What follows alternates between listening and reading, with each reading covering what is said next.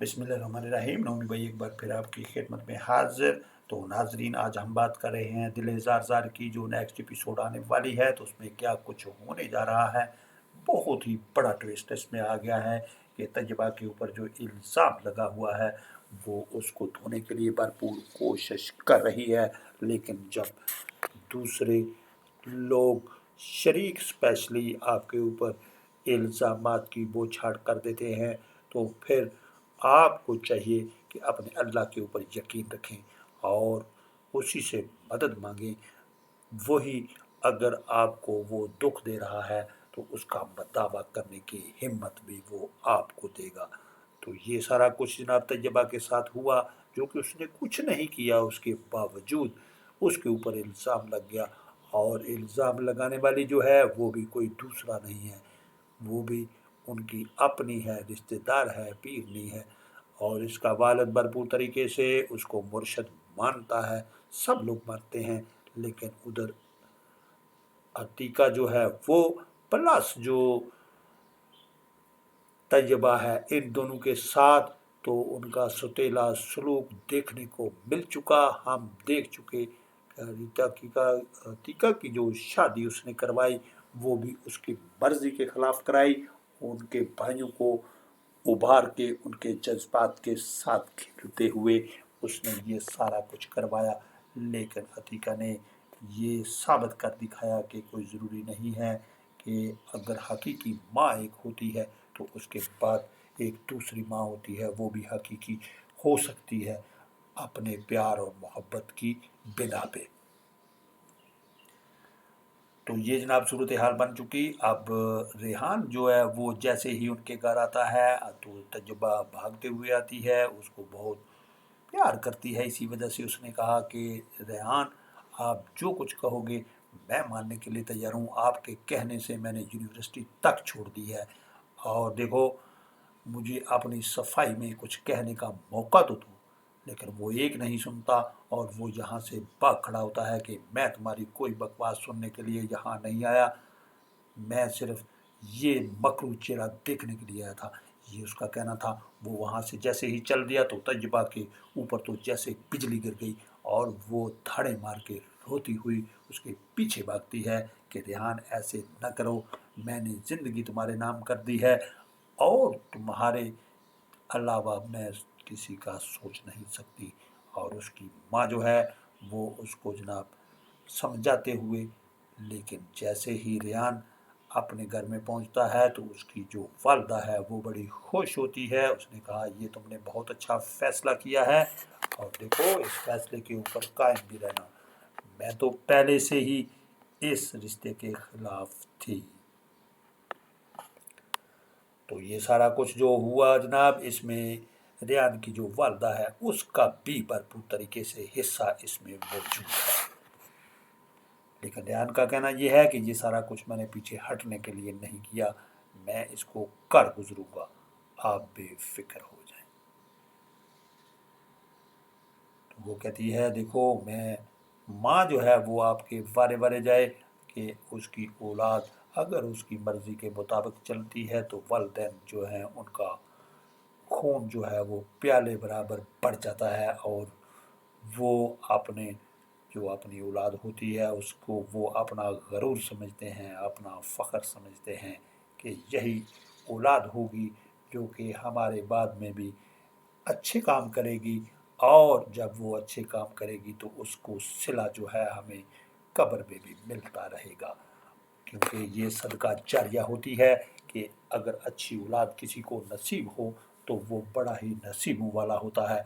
लेकिन अगर एक बात नाजरीन आपसे मैं बताता चलूँ, आपके साथ डिस्कस करता चलूँ और आपके साथ शेयर करता चलूँ, वो ये है कि हम लोग जो अच्छी बात होती है उसका क्रेडिट तो लेने के लिए तैयार हो जाते हैं, लेकिन जो बुरी बात होती है उसको हम इग्नोर करके स्किप करके आगे निकल जाते हैं, जो कि सरासर गलत बात है।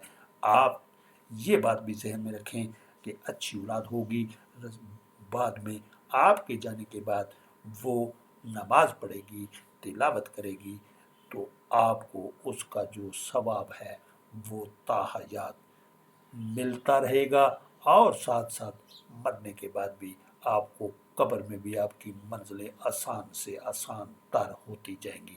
یہ بات تو کنفرم ہے، ہم بڑے فخر سے اس کا ذکر کرتے ہیں۔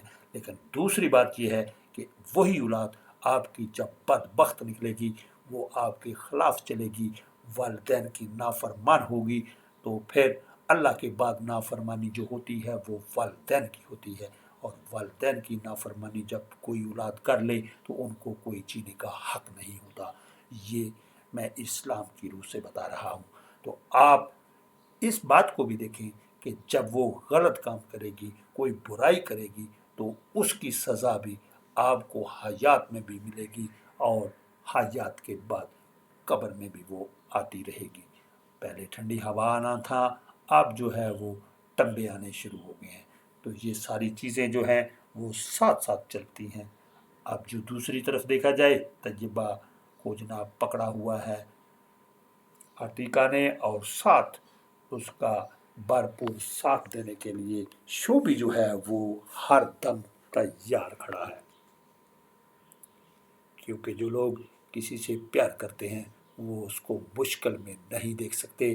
یہی سارا کچھ شوبی بھی کرنے جا رہا ہے، اور یہ اس کو جناب لے کے آ رہی ہے، اور طیبہ اور عتیقہ جو ہے یہ دونوں بغل گیر ہوتے ہوئے وہاں سے آ رہے ہیں، اور جیسے ہی جناب طیبہ کا والد یہ ساری کہانی دیکھتا ہے، کیونکہ اس سے پہلے وہ اپنی جو مرشد ہے اس کی، جس نے یہ سارا فطور مچایا، اس سے وہ مل کے آ چکا ہے، اور اسی نے یہ بات بتائی کہ دیکھو ستیلی تو ستیلی ہوتی ہے۔ یہ سارا کچھ اسی نے ڈرامہ کیا ہے اپنے بھائی کے ساتھ مل کر، اور یہ اس نے تمہاری بیٹی کو بدنام کرنے کی جو سازش کی ہے، یہ سارا کچھ اسی نے کیا ہے۔ ایک تو طیبہ اس کے جھانسے میں آ گئی، اس کے اوپر الزام لگا دیا، اب اس کا والد بھی اس کے جھانسے میں آ چکا ہے، اور اس نے یہ بھی بھرپور طریقے سے فائدہ اٹھایا، اور اس نے یہ بات کہی، اور یہی وجہ ہے کہ طیبہ کا والد جب آتا ہے عتیقہ سے کہتا ہے کہ دیکھو آخر تم ستیلی ہی نکلی نا، تو اس کو بڑی حیرانگی ہوتی ہے کہ دیکھو 101% جو ہے کام وہ میں ٹھیک کر رہی ہوں، لیکن یہ بالکل بھی ماننے کے لیے تیار نہیں ہے۔ تو کتنی بدبختی ہے، لیکن چونکہ یہ ڈرامہ ہے، ڈرامہ آگے تو چلے گا، تو ڈرامے کو چلانے کے لیے جناب اگر ایک ہیرو ہے تو اس کے ساتھ ویلن کا ہونا بھی تو ضروری ہے، کیونکہ جہاں پہ اچھائی ہوتی ہے وہاں پہ برائی نہ ہو تو اچھائی کا جو ہے وہ پتہ چل ہی نہیں سکتا۔ تو یہ لازم و ملزوم جو ہیں یہ دونوں چیزیں ہونی چاہیے، تب جا کے یہ ڈرامہ چلتا ہے۔ اسی وجہ سے ہم جناب عبداللہ قدوانی صاحب کو سیلوٹ پیش کرتے ہیں کہ انہوں نے اتنا مزے کا ڈرامہ لکھا ہوا ہے، اور اس کی مثال آپ کے سامنے یہ بھی ہے کہ ہر ایپیسوڈ ٹیزر ہو، پرومو ہو، یا اس کے اوپر ریویو ہو، جو کہ نومی بھائی بھی اکثر پیش کرتا رہتا ہے، تو یہ ساری چیزیں جو ہے یہ ملین میں اس کے ویوز آتے ہیں، اتنا لوگ لائک اس کو کر رہے ہیں۔ تو جناب نومی بھائی آپ سے چاہے گا اجازت، اپنا بہت سارا خیال رکھیے جناب، اللہ حافظ اینڈ بائے بائے۔